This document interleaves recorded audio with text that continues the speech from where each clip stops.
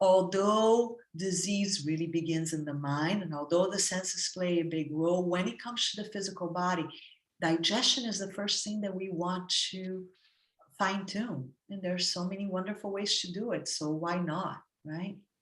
So if you're watching the news while you're eating and there's words of hatred, well, that's being assimilated, right?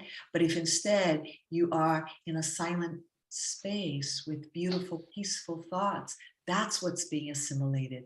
So choosing to lean more towards assimilating that which will infuse you with goodness. That's the invitation here. Okay, how you eat.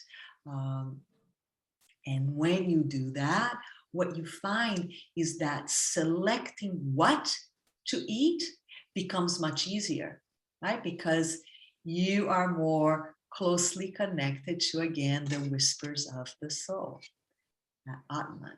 Okay, so steadying the Agni, and Agni is digestion. So when we train, you see it here, we train ourselves to become mindful of how we eat. We learn the normal physiology of digestion. This is a quote from my mentor and teacher, Dr. Mark Halpern. So really this word Agni, it's a Sanskrit word which roughly translates as the heat that transforms. What is it transforming? It's transforming the foods that we eat into tissues. It's transforming into energy. It's transforming into consciousness, right? So this force that's responsible for digestion, for absorption, for assimilation, that's fire. And when your fire is steady, in a future time, we'll talk about all the different ways that Agni manifests. But when it's steady, there is no nausea, there is no heaviness in the stomach, there's no intestinal gas or bloating, there's no indigestion, there's no acid reflux. A steady Agni is free from all digestive symptoms. So physical health has a much greater chance to be sustained. So this recognition that that Agni plays such an important and crucial role in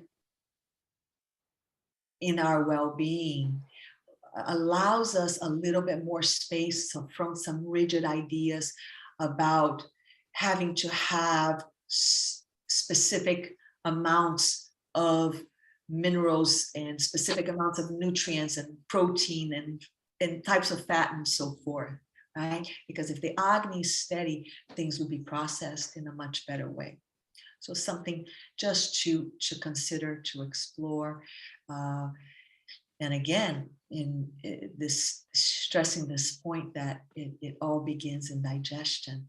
So while Agni is that which you digest, Ama is what you don't get to digest. So Ama is the toxic residue that is formed when digestion is poor. And Ama, perhaps some of you use a tongue scraper on a regular basis on your tongue, right? And you're well accustomed to looking at the coating of the tongue and being able to detect what that means for your health, what you need, which qualities, which elements you need more of in order to clear that Ama. But those of you who are not yet accustomed to looking at your tongue or have a tongue scraper, begin to do this as a morning ritual. Okay, just one time a day, just before you brush your teeth in the morning, use the tongue scraper from the very back of the tongue to the tip of the tongue several times until the gooey stuff, whatever it is that comes up through the scraper, is gone. Okay, but do it strongly, but not forcefully. You don't want your tongue to bleed, right? Your tongue's a lot of little enzymes here. There's a lot of good stuff there. You just want to be gentle. Use the scraper thoroughly from the back to the tip, and that will help remove this raw, sticky, has different colors, but sometimes often white. That also has a foul smell, right? So it gets in the way of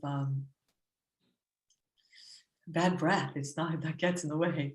It's a substance that you don't want in the body. But ama also is formed in the mind and emotions.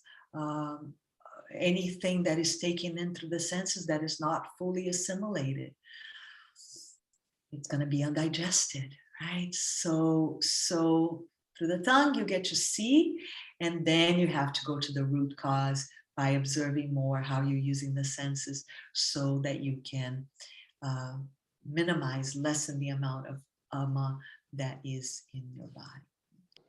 A healthy elimination really means 1 to 2 bowel movements daily, ideally in the morning. You want them to look solid, like a log or like a ripe banana, because if they're too dry, then that means excess air and space. If they are too soft, then that means excess fire. If they're too mucousy, then that means excess earth and water. If they're too stinky, that means excess ama.